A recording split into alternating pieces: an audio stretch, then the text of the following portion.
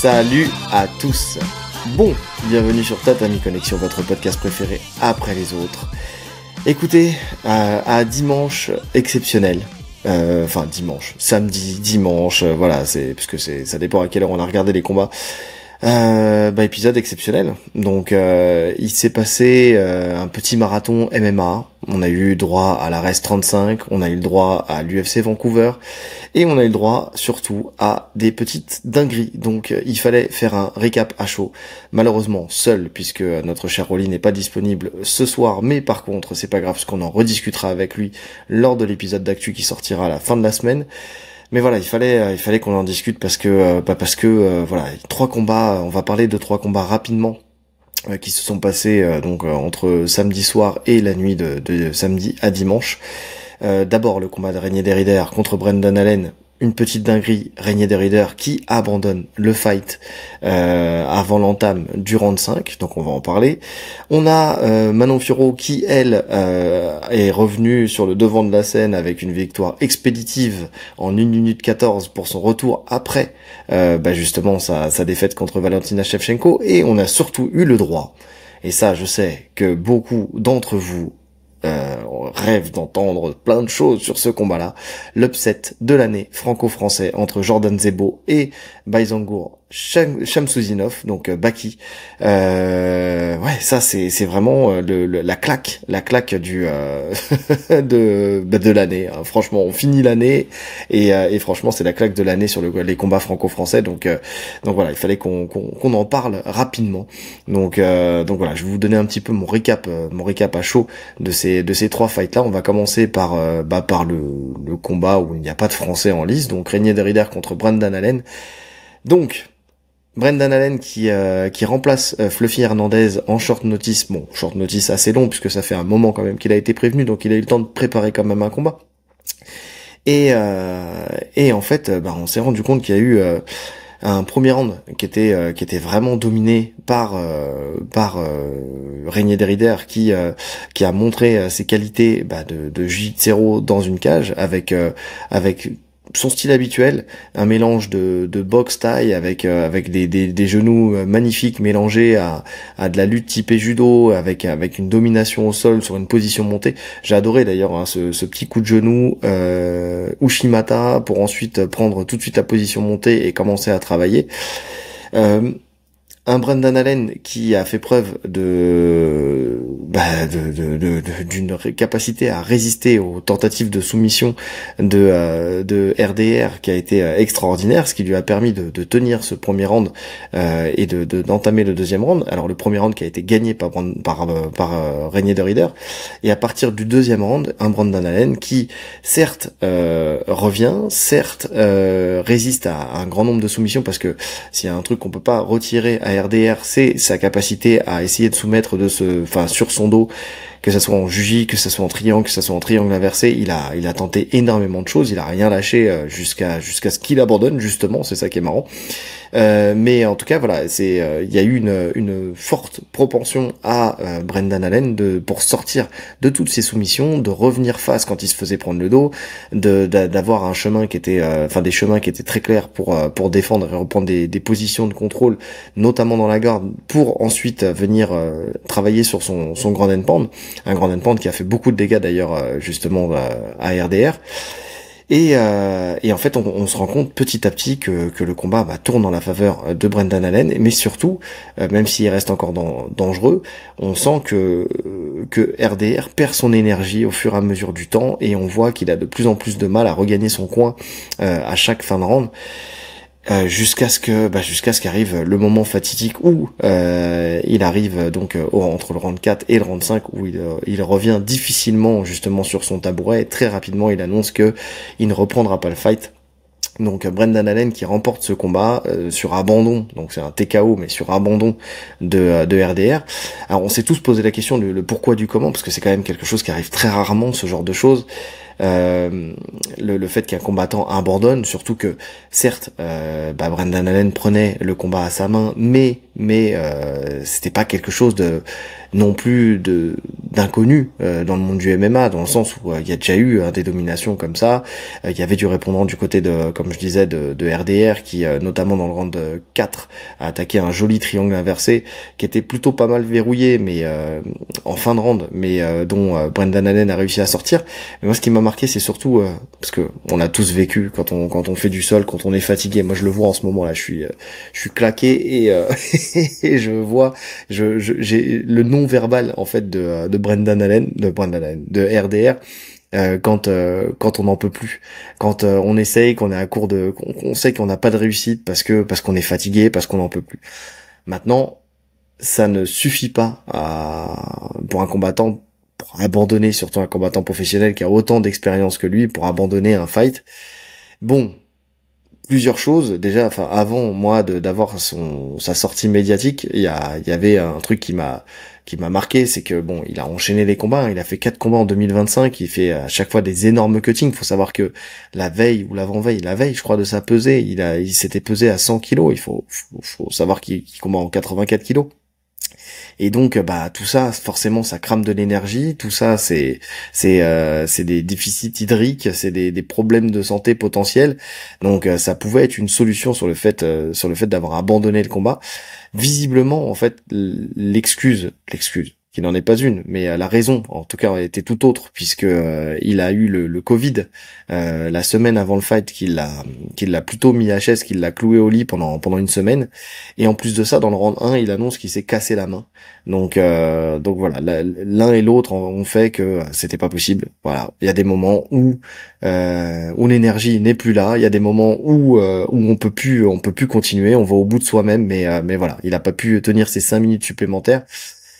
Est-ce qu'il n'aurait pas pu les tenir? Peut-être que si. Est-ce qu'il a privilégié sa santé? Sûrement que oui. Est-ce que ça lui fera défaut pour la suite de sa carrière? Peut-être pas. On sait que l'UFC préfère un combattant qui malade vient combattre et puis au moins essayer d'aller au bout des choses plutôt que d'abandonner avant le fight et plombe un événement. Surtout surtout qu'ils ont déjà plombé, on va dire, l'événement principal qui était le combat contre Fluffy Hernandez. Donc voilà, il a au moins été au bout des choses. Maintenant, il dit qu'il a pas abandonné l'idée d'avoir cette ceinture, donc il appelle Strickland de ses vœux. Pourquoi pas? C'est un combat qui est plutôt intéressant. On en discutera avec Rolly, mais moi j'aime bien l'idée, j'aime bien l'opposition de style. Donc voilà, il y a eu une sortie médiatique de Khamzat Chimaev qui s'est bien sûr empressé de se moquer de lui, puisque ça devait être normalement sa kryptonite, la personne qui devait le battre. Bon, ouais, c'est sûr que là, avec cette performance-là, ça vient descendre d'un cran la possibilité pour lui d'atteindre justement un title shot. Bien sûr, on a Nassourdine Imavov qui lui aussi, s'est empressé aussi de réagir sur ce fight-là. Donc voilà. Bon, écoutez, en tout cas, c'est bien pour nous parce que ça veut dire que c'était 2 demi-finales potentielles pour un combat pour le title shot contre Khamzat Chimaev. Fluffy Hernandez blessé, sorti de l'équation. On a Régnier Derrider qui abandonne, sorti de l'équation. Donc derrière, il ne reste que Nassourdine Imavov qui devrait être le prochain prétendant à la ceinture. Il y a zéro chance que ça soit Brendan Allen qui passe devant. On va pas se mentir. Nassourdine l'a battu, donc là-dessus il y a aucun souci. C'est pas lui qui passera devant Nassourdine. Donc c'est une très bonne chose pour nous. Par contre, il y a eu pas mal de réactions des différents combattants, notamment Caio Borraio qui a posé la vraie question. Tu vois, il y a beaucoup de combattants qui se sont posé la question pourquoi il avait abandonné, parce qu'ils savent très bien que c'est quelque chose qui n'arrive que très rarement. Donc voilà, il y avait quand même de l'inquiétude de la part de certains combattants de savoir ce qui s'était véritablement passé. Bref, il l'a dit, c'était le Covid. Donc voilà, c'est des choses qui arrivent, hein. On n'est pas toujours à 100%, on n'est pas toujours au top. Malheureusement, quand ça arrive sur une échéance qui est importante dans notre carrière, ça nous fait reculer. Mais voilà, on verra la suite, on verra comment il rebondira de cette défaite. J'enchaîne rapidement avec le combat de Manon Fiorot contre Jasmine Jasudavicius. Je l'ai dit une fois, je le dirai pas 2 fois. Une belle masterclass d'une Manon Fiorot qui a fini, donc je le disais tout à l'heure, son adversaire en 1 minute 14 pour son retour à la compétition après sa défaite contre Valentina Shevchenko. Un game plan bien tenu, puisqu'elle nous a annoncé que son game plan était de boxer en anglais au moins sur le R1, et ça a bien fonctionné. Elle a travaillé en explosivité comme elle sait très bien le faire, c'est-à-dire avec son jab. Donc c'était déjà un duel de droitière contre gauchère, donc avec une Manon qui était en gauchère. Qui envoyait bien son jab et reculait tout de suite après pour éviter de prendre le contre et surtout pour prendre de la distance, puisqu'on sait que Jasmine est plus forte pour aller au sol. Donc l'idée c'était de pas prendre de risques et de pas s'endormir sur des échanges, je pense. En tout cas, elle en a pas parlé plus, mais je pense que c'était l'idée. Derrière, donc elle sort son jab plusieurs fois, elle finit par sortir un premier jab cross, puis un deuxième qui touche dans le bon timing, justement Jasmine qui se met à danser la samba et qui se met à tituber.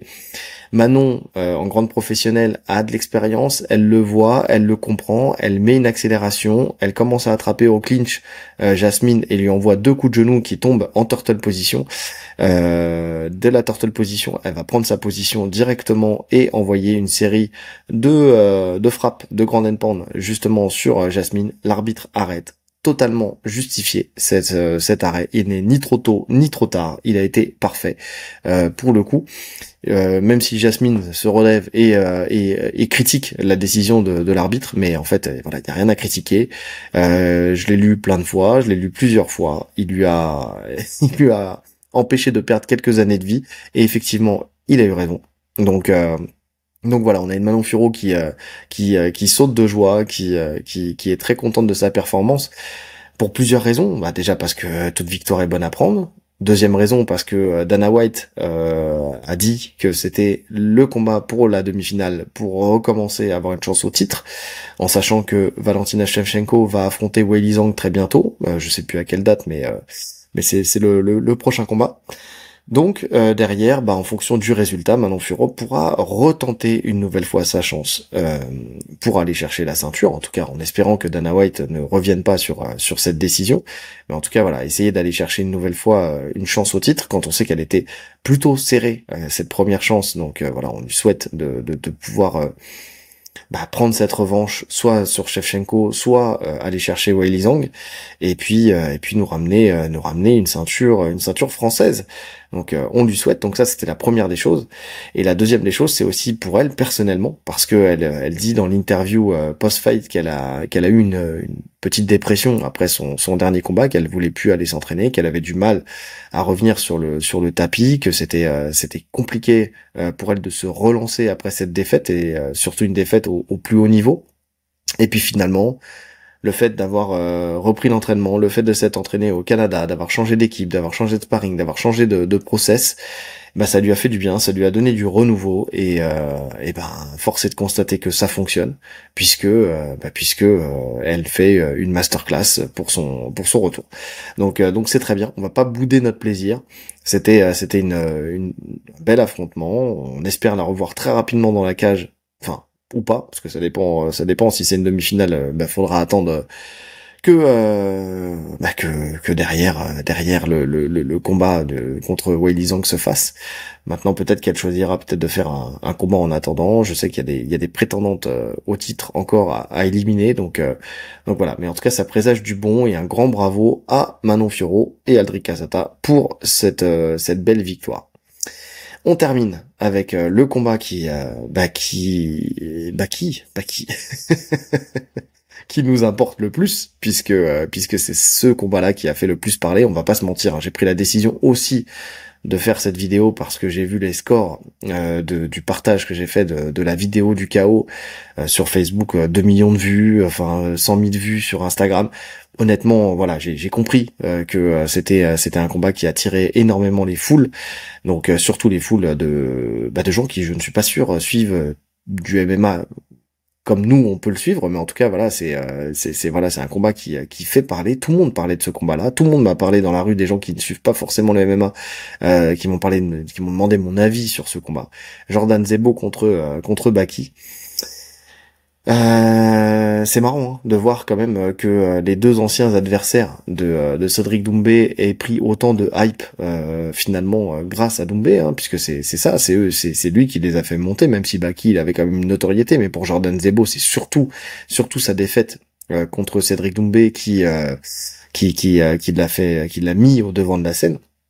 Et ce qui est marrant, c'est que j'ai l'impression que le le combat en soi, le résultat potentiel de ce combat était basé aussi sur ce qui s'est passé dans leur combat contre Cédric Doumbé. Dans le sens où Jordan Zebo s'est fait éteindre en quelques secondes, donc forcément il était moins bon que Baki qui avait réussi à aller jusqu'au troisième round, jusqu'à l'écharde, qui avait dominé le premier round au sol contre Doumbé. Donc voilà. Tout ça a fait que, je pense, ça a mûri dans les esprits des gens et ça a fait son cheminement pour dire que Baki devait rouler sur Jordan Zebo. Moi, j'émettais des réserves quand même. On n'en a pas parlé avant, mais c'est vrai que les gens avec qui j'en ai parlé, je leur ai dit attention quand même. Je voyais un Jordan Zebo qui potentiellement aussi pouvait amener le combat dans le dur et aller chercher une décision, comment dire, une décision laborieuse sur ce fight. Et puis finalement, bah, il a été au-delà de mes espérances. Alors je souhaitais pas la victoire de l'un ou de l'autre, hein. Il n'y avait pas de, ou la défaite de l'un ou de l'autre. J'avais pas d'avis sur la question, mais en tout cas voilà, c'était un ressenti que j'avais. Et donc bah Jordan Zebo nous a fait l'upset de l'année, je vous l'ai dit, pour les combats MMA franco-français. Un Baki comment dire, qui a dominé pour moi les deux premiers rounds. Alors j'ai vu pas mal de fois beaucoup de monde parler sur le fait qu'il avait gagné les trois premiers rounds. Je suis pas d'accord avec ça. Donc je verrai l'avis de Rolly qui, quand il aura vu le fight, parce qu'il a pas vu le fight encore. Donc voilà, on en discutera quand il aura pu rattraper ce combat-là. Euh, pour moi, les deux premiers rounds sont au crédit de Baki, ça c'est sûr. Parce qu'il domine. Alors déjà, il met énormément de pression dès le début. On sent qu'il avait promis de finir dans les deux premiers rounds et il met les choses en place pour essayer de le faire. Et on voit qu'il a progressé en anglaise, on voit qu'il est précis, qu'il est puissant, qu'il envoie de grosses frappes. D'ailleurs, j'ai pensé, alors je pense que je suis pas le seul à l'avoir pensé, mais dans le premier round, j'ai eu l'impression qu'il y avait une frappe qui était passée, un crochet qui était passé au corps de Zebo, et on voit Zebo qui plie un peu à la cage, mais finalement qui récupère assez rapidement, si c'est le cas en tout cas, ou si c'est juste le fait qu'il soit plié en deux pour anticiper, je sais pas, une éventuelle lutte de Baki. Je sais pas si c'est l'un ou si c'est l'autre, on peut pas le savoir. Mais en tout cas, voilà, une grosse pression de Baki qui f- qui boxe un Zebo qui est dos à la cage, qui a une garde très haute, hein, qui est très hermétique, mais bon, qui prend quand même pas mal de frappes à la tête et au corps. Une lutte de Baki qui est très efficace, qui arrive à emmener Zebo au sol régulièrement, notamment sur les kicks de Zebo, parce qu'on voit que dès le début, il commence à mettre en place un schéma sur des low kicks et des middle kicks. Donc en plus, ils sont en garde miroir, puisqu'on a encore une fois un droitier contre un gaucher, avec un Zebo gaucher et un Baki droitier. Euh, si je me trompe pas. Peut-être que je me trompe. Non, je me trompe pas. Je ne pense pas me tromper. Bref. Et donc, voilà, il y a des magnifiques saisies de kick de Baki pour amener Zebo au sol, notamment une où il absorbe le kick directement en reculant pour le faire chuter. J'ai trouvé ça plutôt intéressant et voilà, une grosse pression de Baki qui je l'ai dit, a fait une grosse débauche d'énergie. D'ailleurs, il l'a reconnu après par la suite sur ces deux premiers rounds. Et pour moi, le troisième round, il s'inverse. Parce que déjà, j'ai l'impression que Baki baisse en énergie. J'ai l'impression que Zebo, lui aussi, a un petit peu baissé, mais moins que Baki. Enfin, c'est contrairement à ce que j'ai entendu dans les commentaires. Euh, et pour moi, il prend le round parce que il faut le scorer de la bonne manière. Alors, c'est marrant parce que j'en parlais à ma femme, à Madame Jarod, pour les habitués, en disant que je je pense que les juges peuvent donner le round à Baki Baki, parce que c'est chez lui, parce que c'est le champion. Mais si on se fie au scoring MMA comme il doit être fait, les dégâts ont été faits par Zebo et Baki n'a fait que du temps de contrôle. Dans le sens où, debout, Baki touche très peu en anglaise. il n'y arrive plus, il boxe plus, il est pas à distance, il n'arrive plus à avancer sur Zebo qui reste dynamique en fait et qui se déplace très bien, qui recule très bien et qui se déplace en circulaire. Et surtout un Zebo qui touche énormément donc avec son anglais, qui touche énormément avec ses kicks, notamment avec son low kick jambe arrière sur la jambe avant de Baki qui commence vraiment à porter ses fruits, donc il a de plus en plus de mal aussi à se déplacer.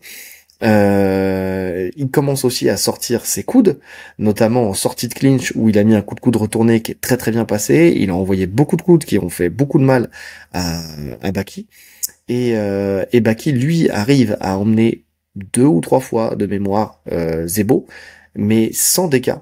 C'est-à-dire qu'il n'y avait pas de grand endpoint, il y avait pas de recherche de finalisation, et Zebo qui se relevait systématiquement. Alors une première fois en mettant les pieds à la cage. D'ailleurs, j'adore ce genre de sortie où il a pris appui sur la cage pour rouler en arrière et se remettre debout. Et les autres fois, c'était en turtle où il revenait à se relever, retirer le grip du bodylock pour revenir face en se privant pas d'envoyer un petit coup de coude au passage à chaque fois en sortie de clinch. Donc j'ai trouvé ça plutôt intéressant, et surtout c'est là où pour moi je donne le round à Zebo parce qu'il y a eu beaucoup plus de dégâts. Alors c'est marrant parce que je me souviens du combat contre Cédric Doumbé où on disait que au PFL il n'y avait pas le droit au coude au sol et donc ça allait desservir Baki et aider Cédric Doumbé à résister au sol de Baki. Mais là, force est de constater qu'il y avait le droit au coude au sol et que Baki, en fait, ne produit pas énormément quand il est au sol.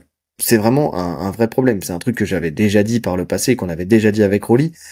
C'est pas un finisher, c'est quelqu'un qui boxe mais qui ne met pas de KO. Alors ça peut arriver, mais en tout cas il en met très peu. J'ai pas son Sherdog sur moi. Il faudrait que j'aille vérifier son Tapologie. Je vais regarder vite fait. Mais de mémoire, il n'y a pas énormément de KO, puisque les fois, dans tous ses premiers combats, Baki, Tapologie. Ce qui est marrant avec lui, c'est que tu tapes son surnom et tu le trouves tout de suite. Donc, si je regarde rapidement... Ah, je dis une bêtise. Il a 5 KO sur ses 9 finishes. Ah bah non, bah c'est moi, je dis n'importe quoi. Et 4 décisions. Ok. Ok. Autant pour moi. Bon, bref. Ok, bon, pas très bien. Mais en tout cas, voilà, il avait 0 soumission. Donc ça veut dire qu'au sol, quand même, il y a rien, il y a pas de recherche, en tout cas, de finalisation. C'est un très bon lutteur, c'est un très bon judoka. Mais en tout cas, voilà, j'avais du mal à le voir finaliser au sol, un Zebo qui, debout, en tout cas, lui rendait coup pour coup. Donc passe ce troisième round où pour moi c'est le round de l'inversion, et justement en fait comme je pensais moi à une victoire plus à la décision, en fait je comptais les rounds, donc pour moi il y avait 2-1, il restait 3 rounds, on voyait l'énergie qui baissait côté Baki. Je me dis bon, on se dirige vers ce que j'avais prévu dans ma petite tête d'analyste. Et puis finalement dans le round 4, on a ce magnifique finish avec un high kick d'abord qui touche. Donc je crois que c'est le deuxième high kick du combat justement de la part de Zebo. Donc high kick qui touche dur déjà avec sa jambe avant qui était devenu jambe gauche pour le coup parce qu'il était en garde droitier à ce moment-là. Donc jambe avant qui touche Baki, et ensuite il envoie un gauche-droite, puis une série de 2 crochets, dont le deuxième qui va vraiment prendre la pointe du menton de Baki, qui va faire le taf et qui va éteindre la lumière d'un Baki qui va rester inconscient pendant très longtemps. Même pendant plusieurs minutes, hein, parce que ma femme me dit mais il est mort ou quoi.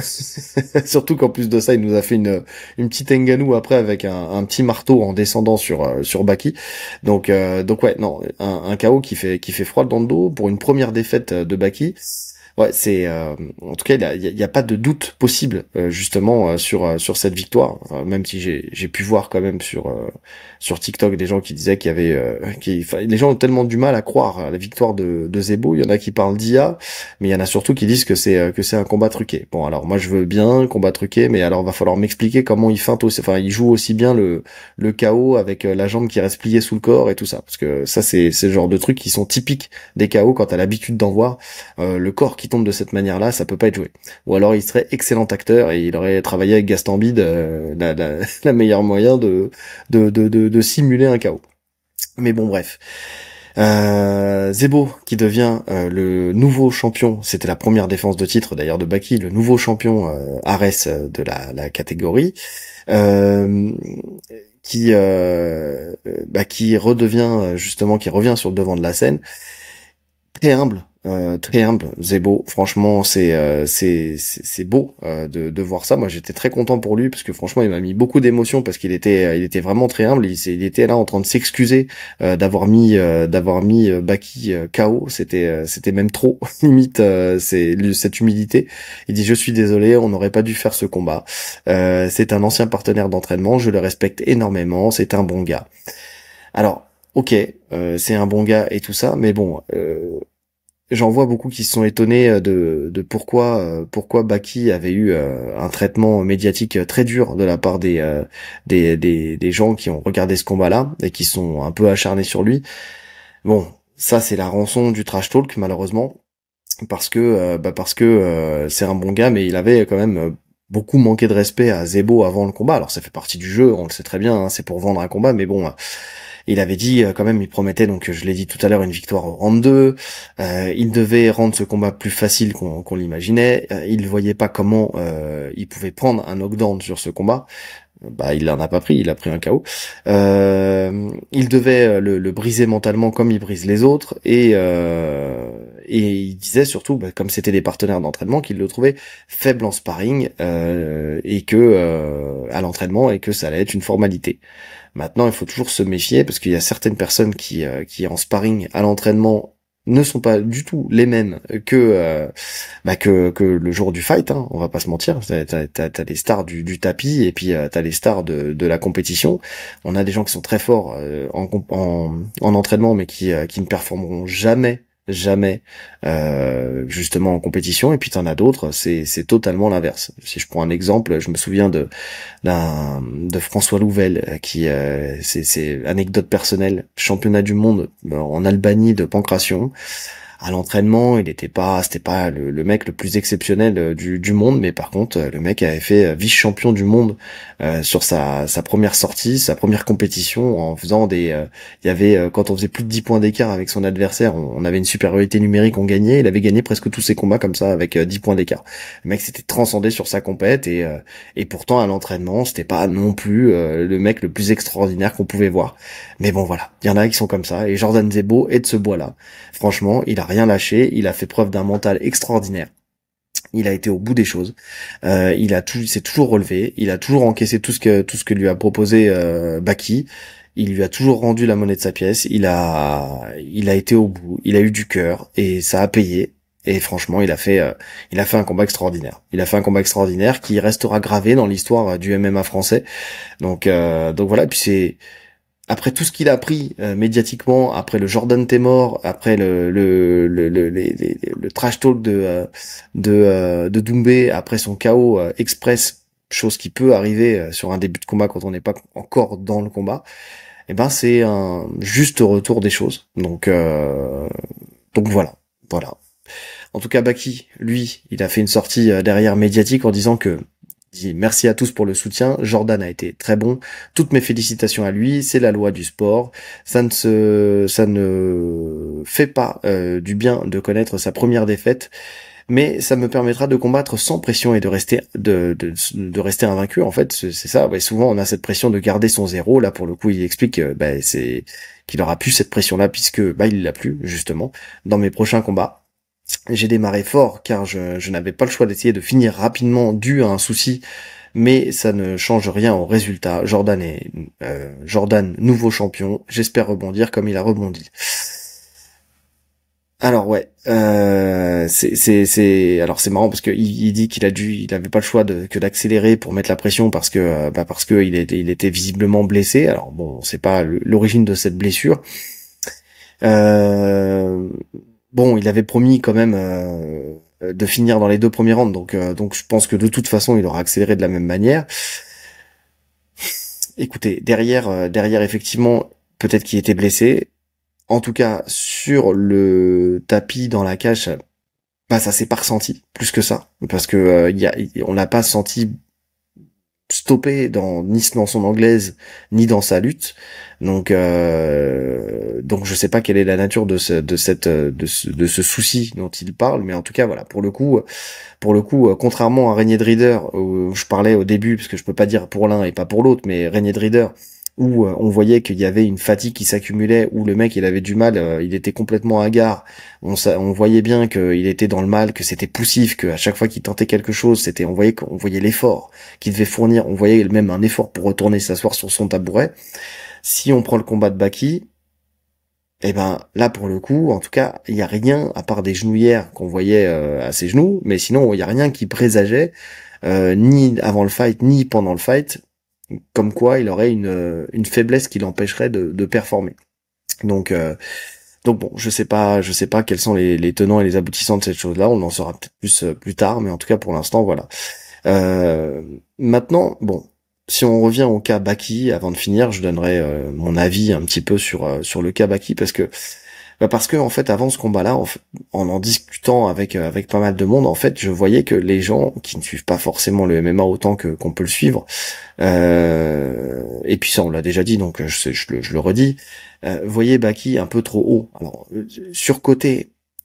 En fait pour moi surcoté, c'est quand peut-être quand les gens du MMA le surcotent quelqu'un, quand c'est les MMX ou les fans ou des gens qui suivent le MMA un peu moins, moins souvent ou avec moins d'intensité, que moins de profondeur que des fans un peu plus hardcore de MMA ou des analystes. Euh, le mot surcoté, il est un peu galvaudé parce qu'en fait ils n'ont pas les clés de lecture pour surcoter ou sous-coter quelqu'un, pour moi, pour le coup. Maintenant effectivement j'entendais beaucoup que Baki, alors moi mon problème c'est quand il y a un Khamzat Chimaev qui dit voilà c'est le futur champion de l'UFC, personne peut le battre, il va aller à l'UFC, il va rouler sur tout le monde, il aura la ceinture. Bon, comme d'habitude, nous on le dit souvent sur cette chaîne, il faut pas monter dans un train trop tôt, faut laisser les gens faire leur carrière, faut laisser les gens prendre le temps d'évoluer. Et le problème qu'on a, et surtout en France, c'est qu'on a tendance à vouloir mettre la charrue avant les bœufs et laisser les gens, et monter les gens un peu trop tôt et les faire, les idéaliser trop tôt et les voir champions trop tôt. Ça, c'est valable dans le MMA, c'est valable dans tous les sports. C'est bien, finalement. Comme il le dit, c'est bien d'avoir eu cette première défaite, parce que je pense que ça remet les choses au clair aussi, pas que pour lui, mais pour tout le monde. Dans le sens où il y a encore du chemin à parcourir, en fait. Il faut encore bosser. Au bout d'un moment, quand on te met trop haut et quand on te dit que t'es invincible, tu finis par y croire. Et puis ça te bloque dans ton travail, ça te bloque dans ta progression parce que tu t'as pas une vision claire de ce que tu dois faire. En plus, je sais pas comment c'est autour de lui, donc je vais rien affirmer, mais si en plus il y a des gens qui autour de lui dans les gens qui le coachent et tout ça lui font croire aussi et ne le remettent pas en question et ne lui disent pas qu'il y a des choses à bosser, qu'il y a des lacunes, qu'il faut par exemple qu'il travaille un peu plus son sol. Par exemple, il a cette faculté à boxer, il a cette faculté à amener au sol. Il faudra avoir peut-être une faculté à faire plus de dégâts. Donc quand je dis travailler plus le sol, MMA, donc plus de dégâts dans ses postures. Savoir prendre des postures en fait pour faire du dégât en grand handpan ou aller chercher des soumissions, ce genre de choses. Si on ne fait pas, si on estime que ça suffit en fait d'avoir du temps de contrôle et de faire du dégât debout en boxe, et forcément ça amène à ce genre de choses dans la gestion. Et puis après c'est aussi dans la gestion de l'énergie, gestion du combat. Ça aussi c'est des choses qu'il va pouvoir apprendre aussi avec ce fight, parce que j'ai l'impression qu'à l'époque, quand il mettait moins d'intensité et qu'il était plus sur la retenue, il pouvait aller plus loin dans le fight. Plus gérer son énergie. Maintenant qu'il débauche un peu plus son énergie, qu'il a amélioré sa technique en boxe, qu'il voit qu'il touche un peu plus, qu'il peut mettre beaucoup plus de fréquence dans sa boxe et tout ça, forcément son énergie elle tombe beaucoup plus vite. Donc voilà, c'est des ajustements à faire. Ça ne présage pas de la suite pour lui, c'est-à-dire que avec des bons ajustements et avec un travail bien fait, il peut aller très loin. Ça, on l'a toujours dit. Par contre, maintenant être champion UFC, c'est encore beaucoup trop tôt pour le dire. Il faut laisser le temps au temps, en fait, les amis. C'est juste ça. Laissons le temps au temps. Ne montons pas les gens trop rapidement. Ne ne soyons pas des faiseurs de champions avant la date la date qui doit être celle sur laquelle il sera champion ou pas. Tout le monde ne peut pas être champion. Laissons les gens évoluer et surtout ne soyons pas trop durs avec eux. C'est-à-dire que là, effectivement, Jordan avait perdu, il a rebondi, il est revenu là au devant de la scène, il est champion de Barès. Derrière Baki, hyper, ok, c'est très bien, c'est pas bien, mais en tout cas, il faut lui laisser le temps de revenir, il faut le laisser le temps de progresser, de faire les ajustements, de se remettre de son chaos, et il est encore jeune, et il a encore beaucoup de choses à apprendre, et voilà, si ça peut au moins remettre les choses au clair, remettre des bases pour tout le monde, et faire en sorte que derrière il puisse repartir sur des bases saines, et retravailler correctement, et aller au plus haut niveau, bah écoutez, c'est très bien. Maintenant, l'implication, je voyais des implications sur un point de vue plutôt mercantile, sur le fait de se vendre quand t'es invaincu, c'est plus facile. Les sommes qu'on lui a données jusqu'à maintenant, est-ce qu'elles vont durer? Est-ce que les propositions dans d'autres organisations vont durer? Bah ça aussi c'est pareil, on va voir ce qui va changer pour lui sur le fait avec Ares, parce que je crois que c'était les maîtres fumiers qui parlaient de tout ça, qui mettaient tout ça en avant, et ils ont pas tort, hein. Avec Ares, bah tu n'es plus en position de force quand tu n'es plus champion. Voilà, on verra, on avisera, on verra comment ça se passera pour lui pour la suite. Maintenant, rien n'empêche que peut-être qu'il reprendra sa ceinture très rapidement. Alors Zebo avait pas l'air chaud pour faire une revanche contre lui parce que voilà, pour lui ça avait été très dur de l'affronter une première fois parce qu'il ne voulait pas faire ce fight qu'il a repoussé pendant longtemps parce que c'est un partenaire d'entraînement, un ancien partenaire d'entraînement, et ça a de la valeur pour lui. Pour Baki, visiblement, ça en a un peu moins, donc voilà, il va, à mon avis, pousser pour avoir cette revanche. On verra si l'Ares lui accorde. Après, on verra aussi ce Jordan Zebo ce qu'il fait. On sait que les champions Ares ne restent rarement très longtemps champions. En général, ils vont vers d'autres organisations après par la suite. Donc voilà, ça laissera des opportunités peut-être à Baki de reprendre sa ceinture, ou peut-être qu'il migrera définitivement vers le PFL. À voir. On verra, on avisera pour la suite. En tout cas, s'il y en a un qui se régale, c'est Cédric Doumbé qui, lui, s'est empressé de prendre la parole pour dénigrer ces deux anciens partenaires de cage, en disant que le niveau était vraiment très faible et que voilà, ça remettait les choses au clair. Bon, lui, il est très content de voir qu'un mec qu'il a éteint en quelques secondes batte, surtout en striking, Baki. Comme il a dit voilà, il a fui avec moi. S'il se livre plus, bah forcément c'est comme ça que ça finit. S'il avait pas fui face à moi, ça aurait fini en KO. Bon bref, ce qu'il voulait lui, c'était peut-être que ça fasse un combat de striking, mais pas de lutte. Bon, c'est comme ça. On ne le saura jamais. Donc voilà, pour lui, les deux n'ont pas le niveau de l'UFC ni même du PFL, parce que il y a des bourbiers visiblement qui ne sont pas connus, mais qui sont très très forts au PFL, et donc il faut pas dénigrer ça. Bon, écoutez, on verra quelle sera la suite. Lui, il est dans sa posture médiatique, il chambre comme d'habitude. On le sait, on savait très bien qu'après ce combat-là, il prendrait la parole, donc on n'est pas surpris. Bon bah les amis, j'ai l'impression qu'on a fait le tour de ces trois combats, en tout cas de ma vision de ces trois fights. J'ai hâte de débriefer ça aussi avec Rolly justement quand on se verra à la fin de la semaine. Enfin, entre-temps, on va enregistrer mardi l'analyse de Gane versus Aspinall. Donc voilà, j'ai déjà fait mes notes. D'ailleurs, une partie d'entre vous les ont déjà vues, malheureusement, parce que j'ai fait une petite erreur et je les ai publiées en story sur Facebook. Je les ai supprimées juste après quand je m'en suis rendu compte. Mais bon, c'est pas grave, ça vous fait un petit spoil. Mais en tout cas voilà, on enregistre ça mardi, et en fin de semaine on fera l'actu comme d'habitude, et je pense qu'on reviendra à deux sur ces fights là, comme ça vous aurez l'avis aussi de Rolly, et puis peut-être que de là naîtra d'autres débats, on verra ça. En attendant, n'hésitez pas à me dire en commentaire ce que vous avez pensé de ces fights, de ces trois fights, et peut-être d'autres fights que vous avez vus et qui vous ont intéressé sur ce week-end.